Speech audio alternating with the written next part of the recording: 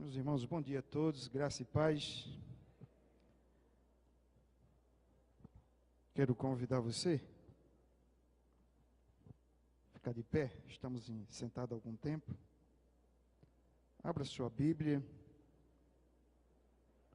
primeira carta de Pedro.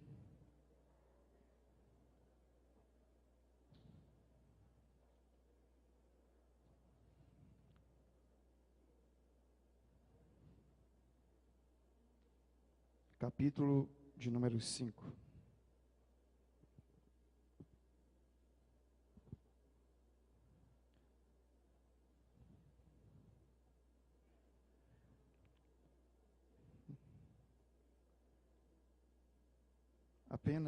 Apenas os primeiros 4 versículos. Portanto, suplico aos presbíteros que há entre vós, eu que sou presbítero com eles, testemunha dos sofrimentos de Cristo e participante da glória que será revelada. Pastoreai o rebanho de Deus que há entre vós, cuidando dele, não por obrigação, mas espontaneamente, segundo a vontade de Deus, nem por interesse e ganho ilícito, mas de boa vontade, nem como dominadores dos que vos foram confiados, mas servindo de exemplo ao rebanho. Quando o Supremo Pastor se manifestar, recebereis a imperecível coroa da glória. Que o Senhor aplique a sua palavra em nossos corações. Pode assentar.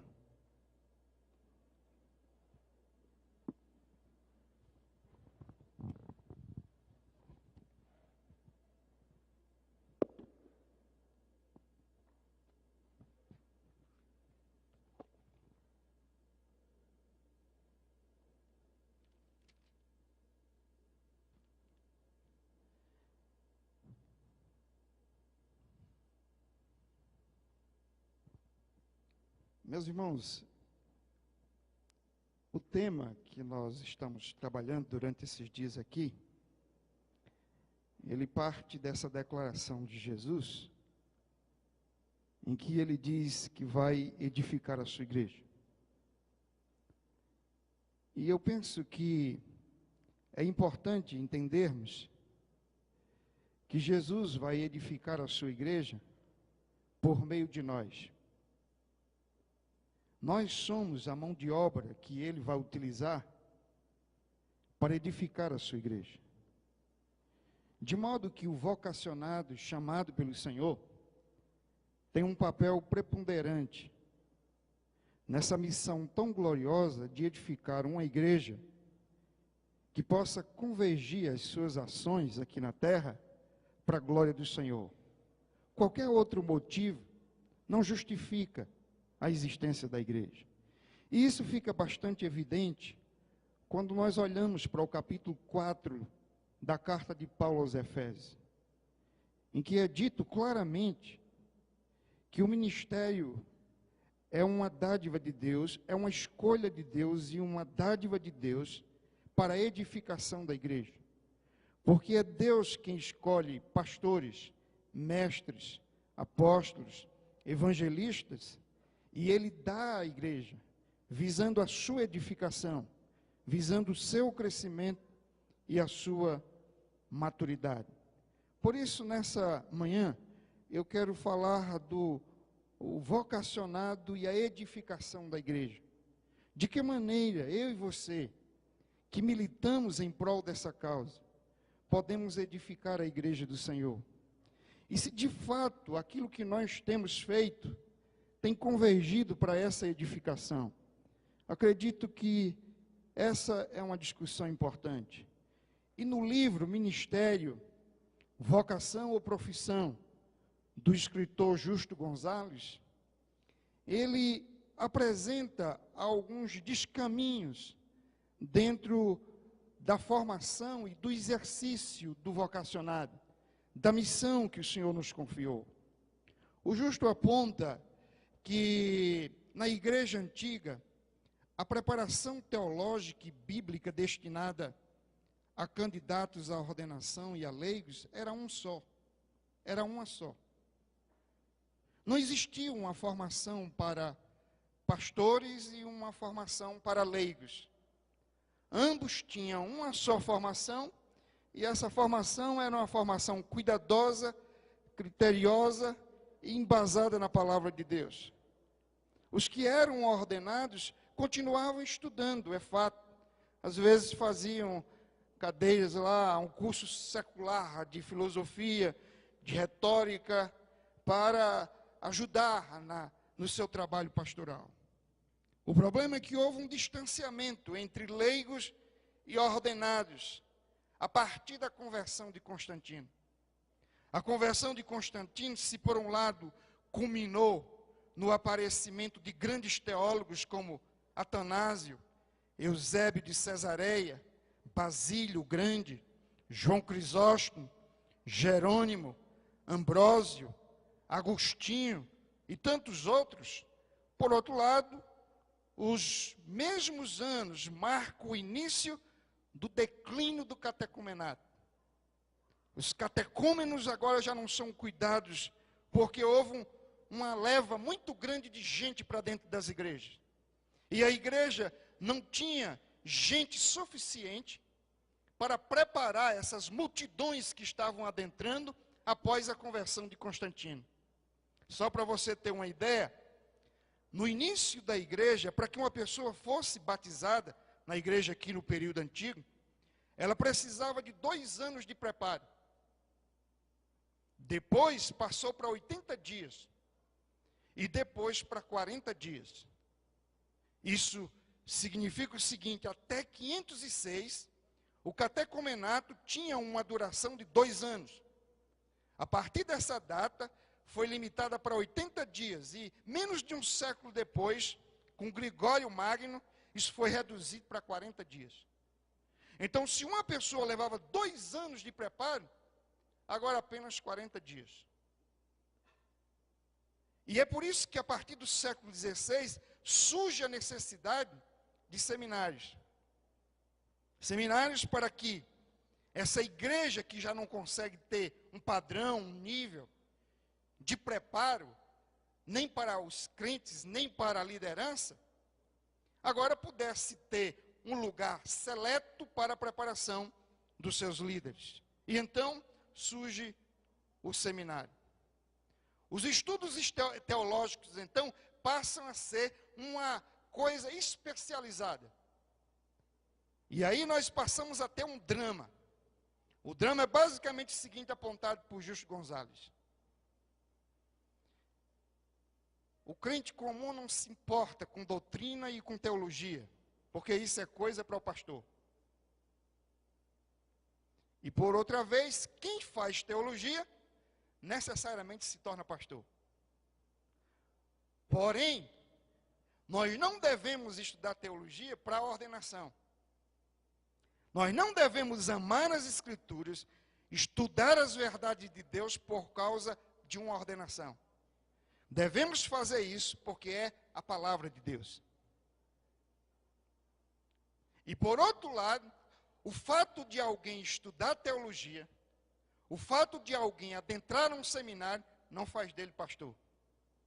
Não produz nele uma vocação. Não faz dele alguém apto para cuidar do rebanho do Senhor. E então nós temos esse contraponto. Mas uma outra questão é que há uma tensão muito grande entre teoria e prática, igreja e seminário. E isso, obviamente, é prejudicial para a igreja. A igreja normalmente olha para o seminário e acha o seminário muito teórico. E aqueles que saem do seminário olham para a igreja e percebem que a igreja está muito distante. Há um abismo, então, entre clero e leigo. Há um abismo entre o seminário e a igreja. Mas isso não acontecia no início. É bom que se diga que se a igreja não consegue preparar o novo convertido adequadamente, quando ele chega no seminário, ele está despreparado para receber aquela formação. E, portanto, nós temos aí um problema sério, é que a igreja é quem produz o vocacionado. O vocacionado vai para o seminário para receber um treinamento. Ele volta para a igreja e muitas vezes ele não consegue atender essas demandas da igreja. E a igreja, então, é uma igreja sofrível diante desse contexto. Mas eu queria abrir aqui também uma pausa para a gente pensar na igreja de maneira prática nos dias atuais. Eu faço isso baseado na seguinte experiência. Durante 15 anos, eu lecionei em seminários. 15 anos. Durante 10 anos, eu fiz parte do departamento teológico da minha denominação, aprovando e reprovando candidatos. E nos últimos 8 anos, tenho trabalhado diretamente com pastores. Dia após dia. De lugar em lugar. E eu junto esses três elementos e digo que entendo que nós estamos passando por uma crise de vocação. Crise de vocação. E aí, quando eu penso nessa crise de vocação, eu olho para duas vertentes. A primeira é aquilo que eu chamo de escolasticismo evangélico. É gente, às vezes, academicamente bem preparada. Teologicamente, com uma boa formação. Mas que ele não consegue traduzir sua teologia em missão, em espiritualidade, em serviço para a igreja. É uma teologia estéril, infrutífera, improdutiva. Por outro lado, nós temos um modelo midiático de ministério. Esse que aparece na TV. Esse da teologia da prosperidade. Esse que nos coloca diante de uma perspectiva triunfalista, de sucesso, de um evangelho fácil. Esse que produz no inconsciente coletivo, ou no senso comum dos nossos vocacionados, a ideia de que ministério é um lugar para se dar bem. E qual é o resultado disso? O resultado disso é que nós temos uma batalha terrível para encontrar gente que vá para o campo missionário. Nós temos um desafio terrível para encontrar gente que vá para as periferias, para as pequenas cidades, para os ribeirinhos, para os sertões. Então, há lugares que ninguém vai, exatamente porque o modelo midiático de ministério, esse modelo de sucesso, diz que você está aqui para se dar bem, para ser feliz, que você está aqui para sair no lucro, e que, portanto, ministério é aquele que acontece na avenida central da cidade, e que te consegue dar probabilidade, exposição, e que faz de você o cara, que coloca você no pináculo do templo, e que diz, pula de cima, porque no outro dia você é pastor da maior igreja da cidade. Pronto, é por aí. E aí, queridos, pastor Oswaldo sabe disso, todos aqui que lidam com essa questão denominacional sabem disso. Constantemente, você é chamado para resolver conflitos entre igreja e pastor. Pastor e igreja. Pastor e pastor. E eu percebo que nesse sentido, os nossos dramas são recorrentes. E há basicamente 4 crises que eu aponto aqui nessa experiência.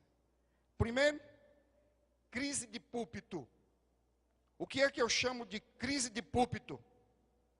É quando a igreja diz, olha, nós não queremos esse pastor, porque ele faz tudo, menos pregar. O rebanho está faminto, clamando por pregação, ensino e doutrina. A igreja não tem discipulado, não tem instrução bíblica, o povo está perdido, não há rumo nem direção. Portanto, não dá mais. Segundo, crise de integridade. Nosso pastor é mentiroso, não é confiável, não honra os seus compromissos financeiros, deve a irmãos da igreja, deve na bodega da esquina, deve a Deus e o mundo, no adágio popular. E mais, ele é alguém que se envolve em escândalos na área sexual. Portanto, crise de integridade.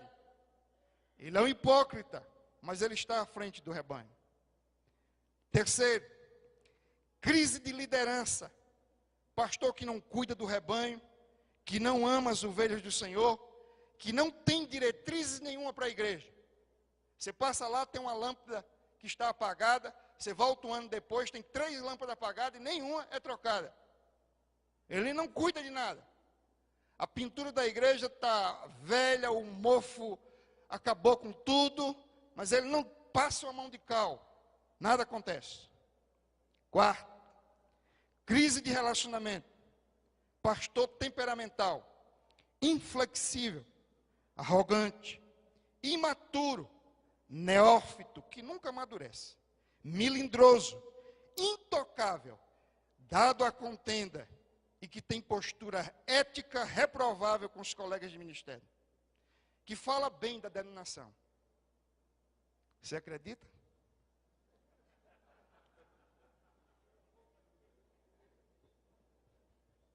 Crise de púlpito, crise de integridade, crise de liderança, crise de relacionamento. E nós esperamos que a igreja do Senhor seja edificada no texto que lemos aqui. O apóstolo Pedro está se dirigindo a uma igreja que está diante de perseguições, de lutas e desafios. Mas fica evidente pelo contexto que há um drama envolvendo os presbíteros, que são os anciãos, a liderança da igreja, e os jovens. De modo que nos 4 primeiros versículos do capítulo 5, ele se dirige aos anciãos, aos presbíteros. No verso 5 em diante, ele se dirige aos jovens. E então, é aqui que Pedro vai colocar quais são os caminhos que essa liderança deve seguir para que ela possa, de fato, edificar a igreja do Senhor. E seguindo a temática, eu queria entender que, para que esse pastor, esse vocacionado, edifique a igreja do Senhor como Cristo quer, ele precisa então atentar para 3 questões, que são as questões do tema. Primeiro, a identidade ministerial do vocacionado.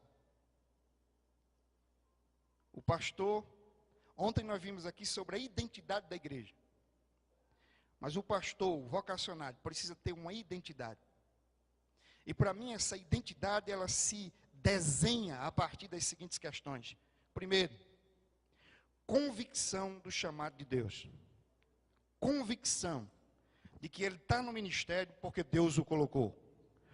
Convicção de que ele está no ministério porque ele não tem opção, não é isso. Ele está no ministério porque Deus o convocou e o colocou. E ele não gostaria de estar em nenhum outro lugar, porque foi ali que Deus o pôs. No capítulo 5, então, verso 1, Pedro diz: portanto, suplico aos presbíteros que estão entre vós, eu que sou presbítero com eles.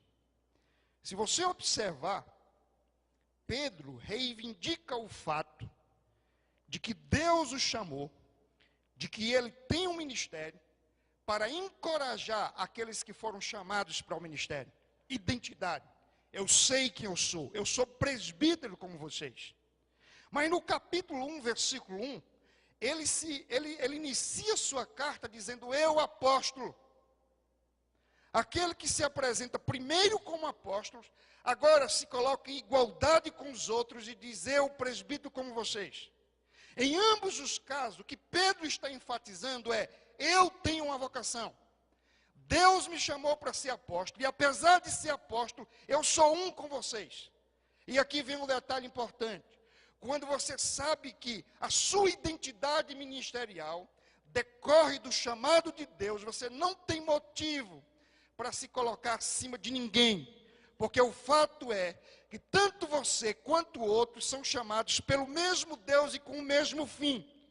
Cuidar do rebanho de Deus, edificar a igreja de Deus. E, portanto, o Pedro apóstolo do capítulo 1, verso 1, é o Pedro do capítulo 5, versículo 1, que se coloca como um simples presbítero entre os irmãos. Ele poderia dizer: eu sou apóstolo, ou melhor, eu sou o pai apóstolo, pai dos apóstolos.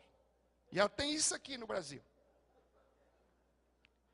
Mas ele não coloca-se nessa presunção, porque ele tem consciência da sua identidade. A sua identidade ministerial não tem a ver com o título.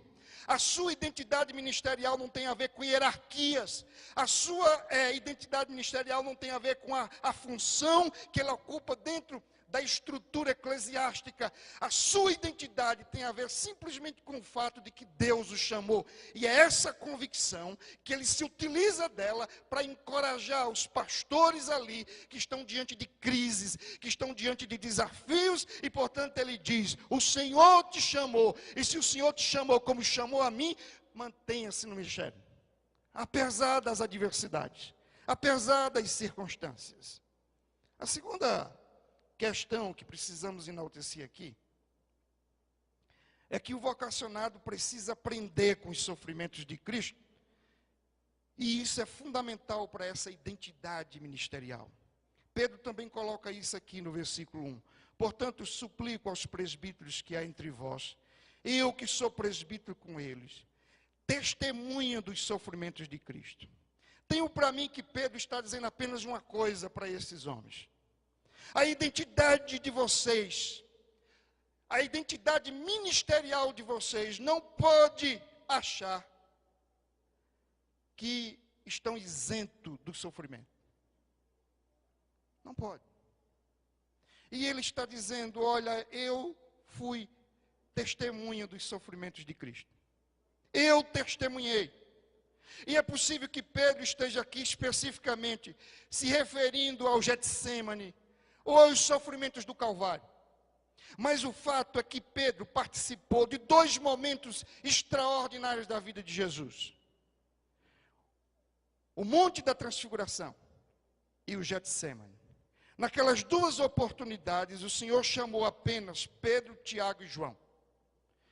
E se o Monte da Transfiguração era a representação simbólica do ápice da experiência gloriosa de Jesus, o Getsêmani era a experiência de dor e de sofrimento. E ele poderia estar dizendo aqui: eu vi os seus gritos de agonia, eu vi o seu sofrimento quando ele na cruz bradou. Mas uma coisa é certa: não importa o sofrimento que vocês estejam passando aí. Pedro quer colocar isso para aqueles presbíteros. Eu testemunhei dos sofrimentos de Cristo, e sei que nenhum sofrimento que vocês enfrentem no ministério é maior do que aquilo que o Senhor passou. É por isso que eu estou disposto a enfrentar toda e qualquer adversidade, todo e qualquer sofrimento, porque testemunhei o sofrimento do meu Senhor e sei que Ele é digno de todo e qualquer sacrifício. Ele é digno. Ele sofreu por nós. Mas ao mesmo tempo que Pedro diz isso, ele coloca uma terceira questão. Ele diz: vocês não são apenas coparticipantes do sofrimento de Cristo, mas vocês também são coparticipantes da glória que há de ser revelada. E aqui no capítulo 1 da segunda carta, então ele traz à tona exatamente a experiência do Monte da Transfiguração. E é como se ele dissesse: eu vi fragmentos dessa glória. eu vi uma manifestação introdutória dessa glória lá no Monte da Transfiguração. Eu até quis fazer uma tenda e perpetuar aquele momento. Eu nem queria sair de lá, eu queria ficar lá com o Senhor. Portanto, também é fato que, se por um lado os sofrimentos que nós passamos aqui não é para ser comparado com aqueles que Cristo passou, também a glória a qual o Senhor vai nos contemplar, o galardão, a coroa inacessível de glória que nos está preparado, não pode ser comparado com nada nesse mundo. Tudo aqui é passageiro. A fama, o sucesso, o dinheiro, tudo derrete na chapa quente do tempo. Mas a coroa inacessível, conforme está no versículo 4, que o Senhor preparou para nós, a glória que há de ser revelada, conforme disse o apóstolo São Paulo, isso não pode ser comparada com nada. Portanto, há 3 questões que ele está aqui evocando nessa identidade ministerial do vocacionado e do pastor. Você foi chamado por Deus, você tem convicção do seu chamado, foi o Senhor quem te colocou, você está aqui, e nenhum sofrimento é demasiadamente grande comparado com aquilo que Cristo padeceu por nós, e nada pode ser comparado com a glória que há de ser revelada. Fundamente suas convicções, trilhe a sua caminhada aqui, baseado nessas perspectivas.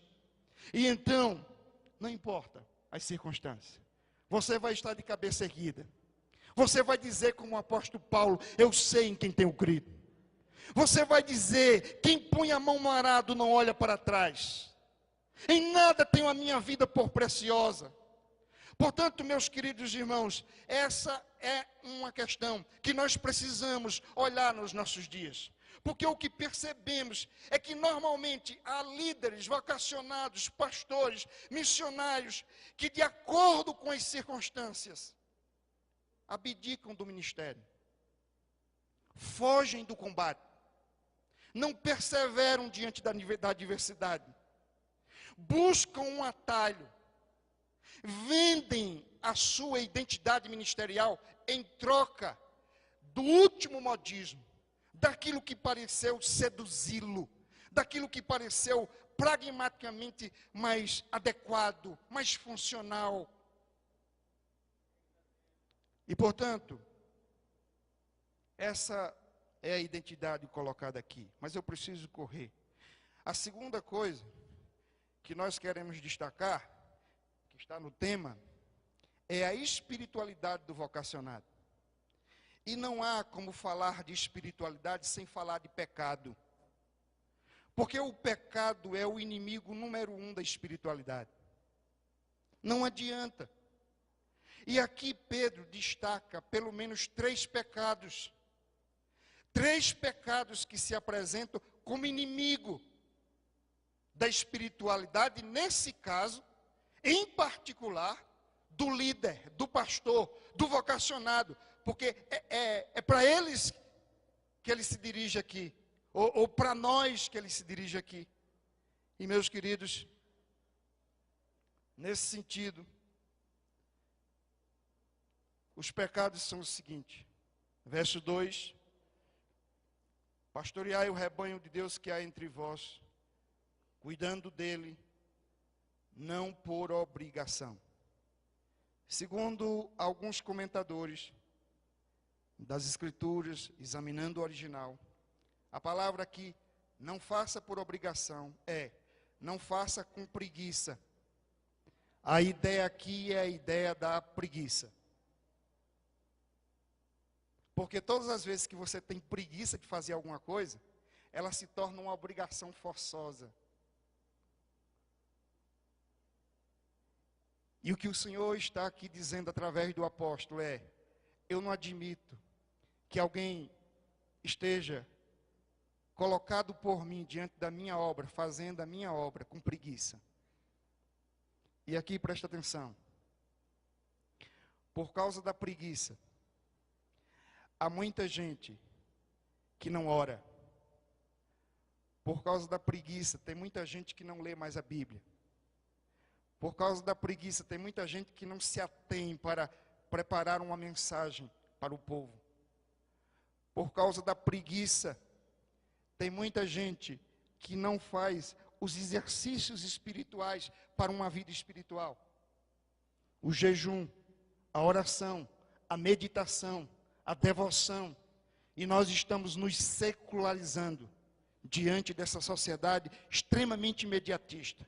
E, portanto, o que se coloca aqui é que nós precisamos fugir da preguiça. E presta atenção, um dos grandes inimigos para que o pastor orasse, para que o pastor lesse a Bíblia, para que o pastor lesse bons livros, se aprofundasse, crescesse, era exatamente o próprio ativismo ministerial. Mas a minha experiência tem mostrado que os pastores já não estão tão ativistas no ministério. Na realidade, eles estão diante de uma coisa chamada tela. Há sempre uma tela. Uma televisão de 50 polegadas torna a Bíblia muito pequena. Mas aí tem o iPad, iPod, iPhone, smartphone, um bocado de ai para cá e um bocado de fone para ali, e você já não consegue mais ouvir Deus, você já não consegue parar. E eu não estou aqui me colocando contra essas tecnologias, pelo contrário. O que eu estou dizendo é que tem muita coisa atrativa diante de nós, tem muitas imagens, tem muita coisa, tem muito site para consultar, tem muita coisa para acessar, e nós nos esquecemos de que há um convite no capítulo 4 de Hebreus, para que nós acessemos, para que nós nos acheguemos diante do trono da graça. Portanto, só existe espiritualidade se nós atentarmos para esses exercícios espirituais, se nós gastarmos tempo com o Senhor, se nós buscarmos o Senhor. E Pedro está colocando aqui que muitas vezes a preguiça é o impedimento para que a gente cuide do rebanho de Deus, mas para que a gente cuide da própria vida e possamos edificar o rebanho do Senhor. Segunda questão aqui, segundo pecado, a cobiça pelo dinheiro. Olha o versículo 2 ainda. Pastoreai o rebanho de Deus que está entre vós, cuidando dele, não por obrigação, mas espontaneamente, seguindo a vontade de Deus, nem por interesse em ganho ilícito. Nem em interesse em ganho ilícito. O que Pedro está colocando aqui, meus irmãos, é extremamente sério. A exortação do apóstolo Pedro é que a ganância e a ambição do lucro não podem ser a motivação do coração do pastor. Longe de nós o ganho desonesto, como é próprio da cultura financeira do nosso país. A preocupação de Pedro aqui é literalmente para que não haja apropriação indevida dos bens e recursos da igreja.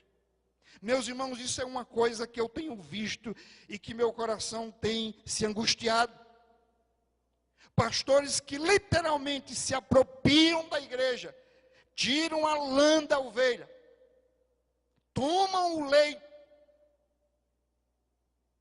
sucateiam a igreja, fazem que nem os filhos de Eli no Velho Testamento, que antes que o sacrifício estivesse pronto, eles colocavam a mão na panela, o garfo na panela e tiravam a comida. Tem duas coisas que me angustiam. É uma igreja mesquinha, que não é generosa e que não cuida do seu pastor quando pode. Mas também um pastor que explora a igreja e tira da igreja aquilo que ela não pode dar. Quer ver uma coisa que eu tenho visto? O cara chega na igreja e a igreja diz: eu te dou 10 salários. Só que com algum tempo, metade da igreja saiu. E ele continua ganhando os 10 salários. A igreja não pode pagar mais nem 4. Mas ele continua recebendo os 10. E aí chega o dia que ele vai embora. E ele diz: ó, eu tenho aí 100 salários mínimos.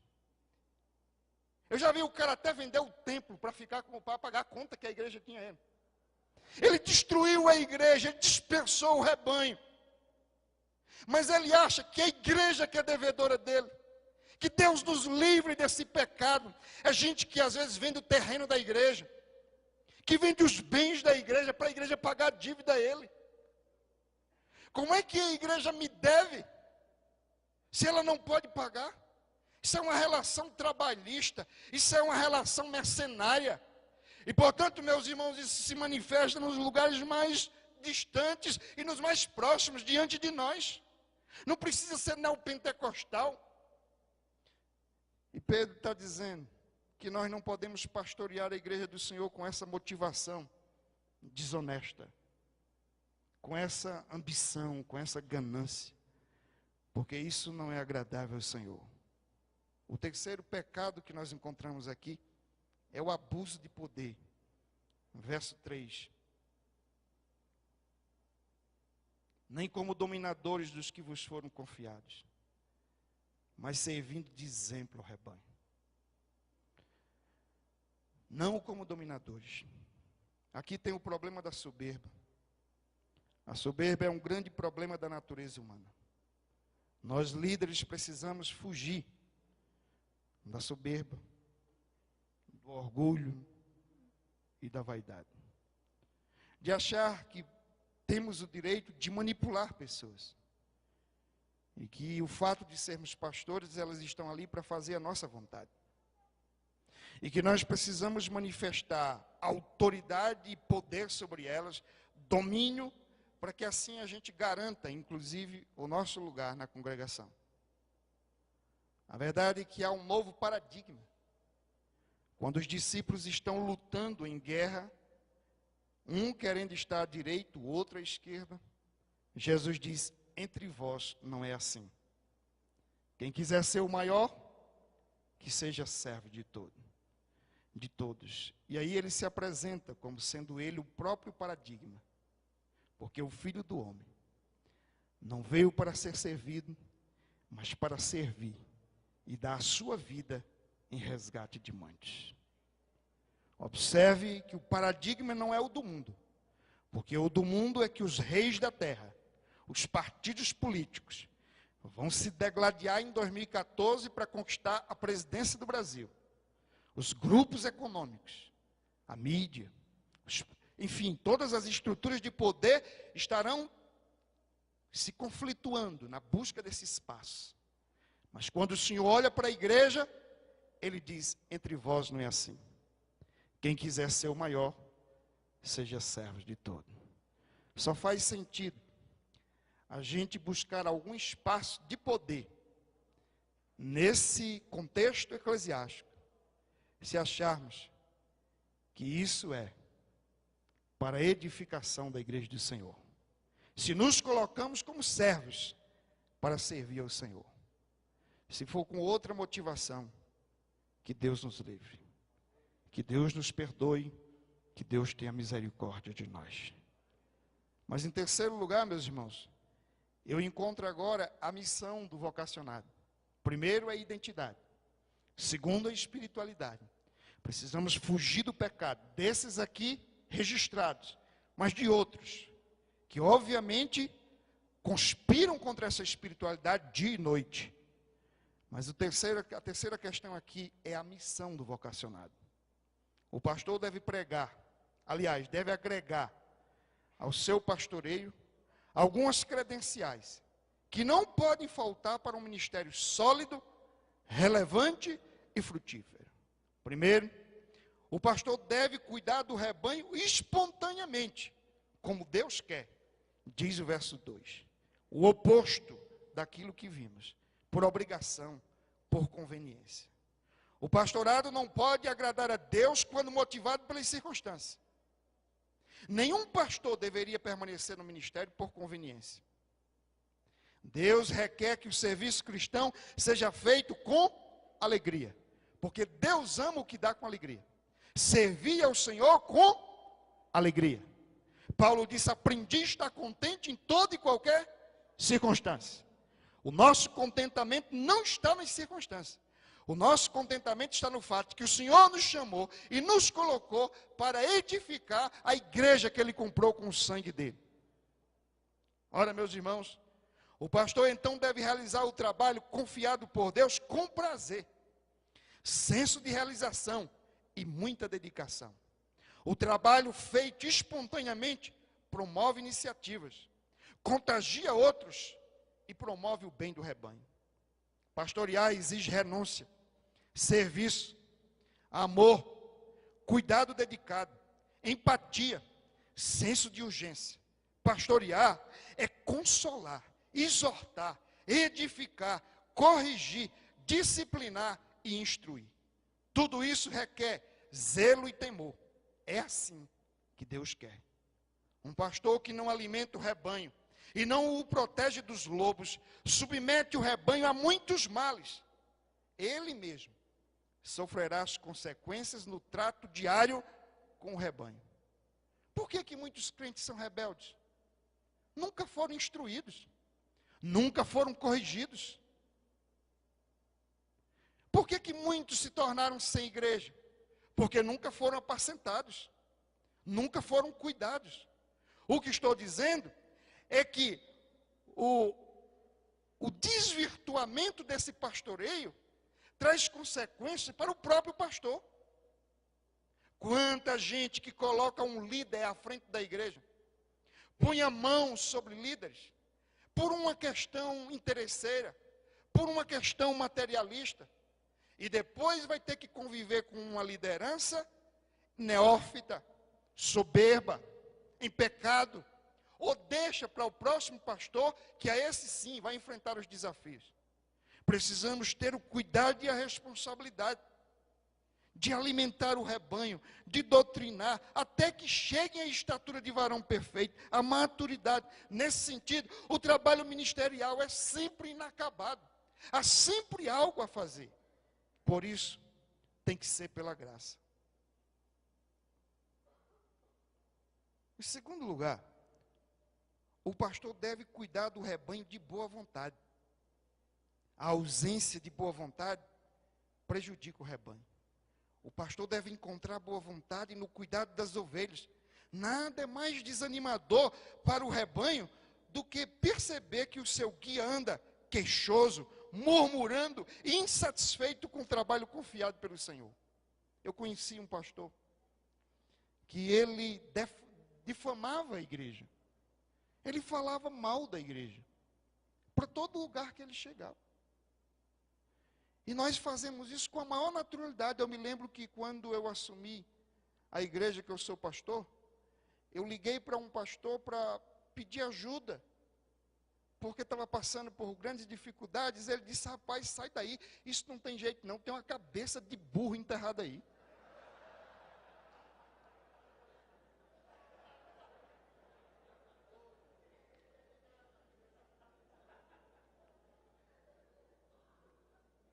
Tem pastor que fala mal da igreja.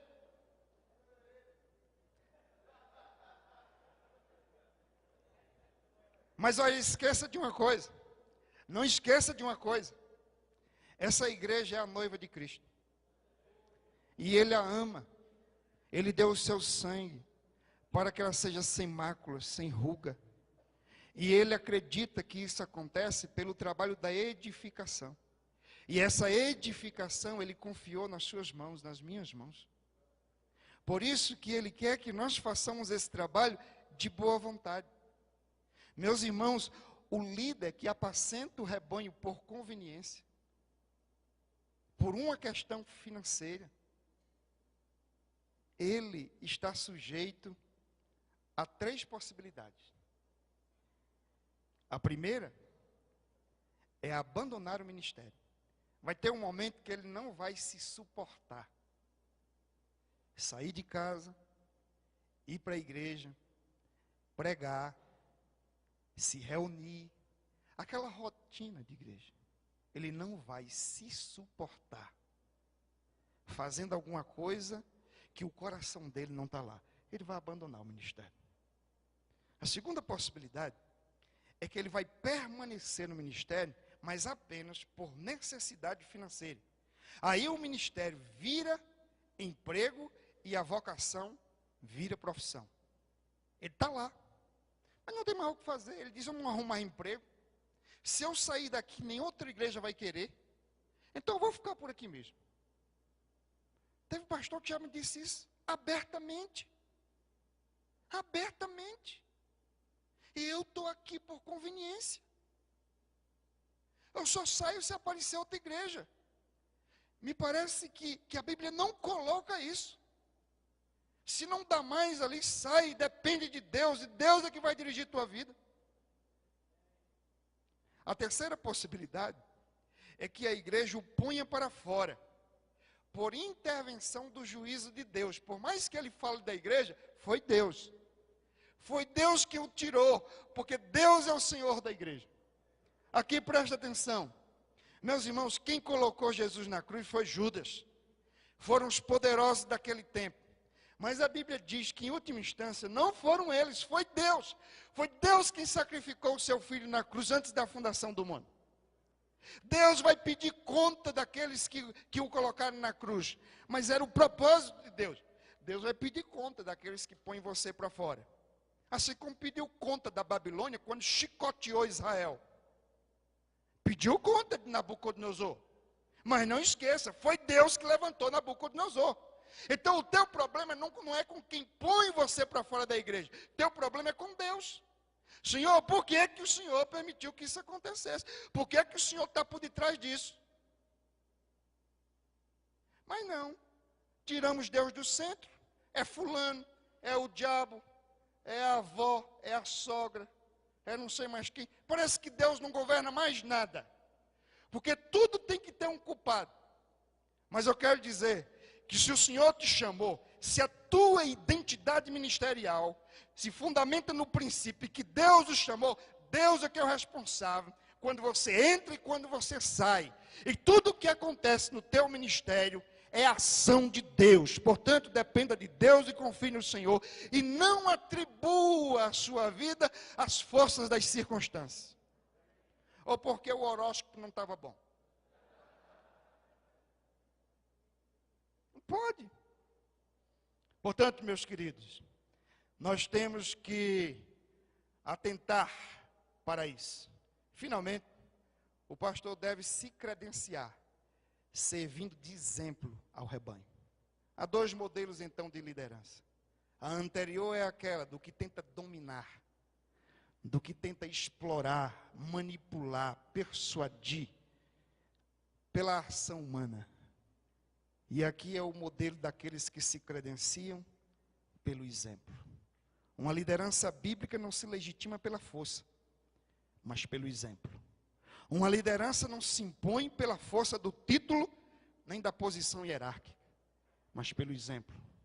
Liderança não se impõe, mas se conquista com trabalho, humildade, integridade e vida piedosa.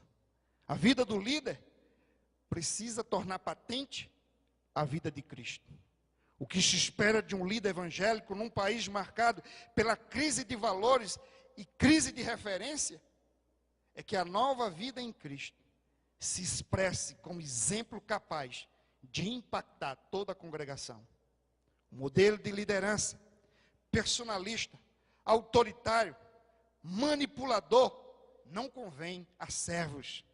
Em vez de uma liderança personalista, autoritária e manipuladora, o apóstolo Pedro propõe que os presbíteros sejam modelos para os jovens e para toda a igreja, especialmente para aqueles que estão começando e que precisam de referencial para acreditar que o cristianismo é algo que se manifesta na vida das pessoas. Quero concluir me dirigindo a 3 grupos de pessoas aqui nessa manhã. Primeiro eu quero me dirigir a você que está sofrendo e padecendo no seu ministério. Você diz, eu tenho plantado e não tenho colhido. Eu assumi uma igreja e a igreja não consegue absorver a visão que eu estou comunicando. Eu estou desanimado e eu estou sem saber o que fazer. E você talvez diga, eu já tentei de tudo, e talvez aí esteja o erro. Você simplesmente deve servir ao Senhor.